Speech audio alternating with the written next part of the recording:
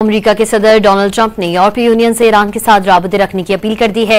यूरोपीय यूनियन ने अमेरिका से ईरान के साथ बराह रास्त मुज़ाकरात में शमूलियत का मुतालबा कर दिया है।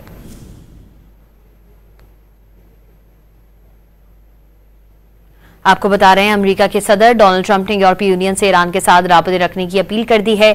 यूरोपीय यूनियन ने अमेरिका से ईरान के साथ बराह रास्त मुज़ाकरात में शमूलियत का मुतालबा कर दिया है।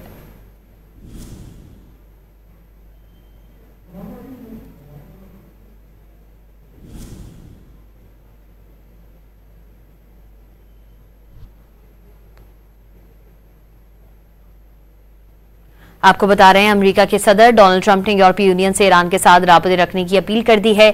यूरोपीय यूनियन ने अमेरिका से ईरान के साथ बराह रास्त मुज़ाकरात में शमूलियत का मुतालबा कर दिया है।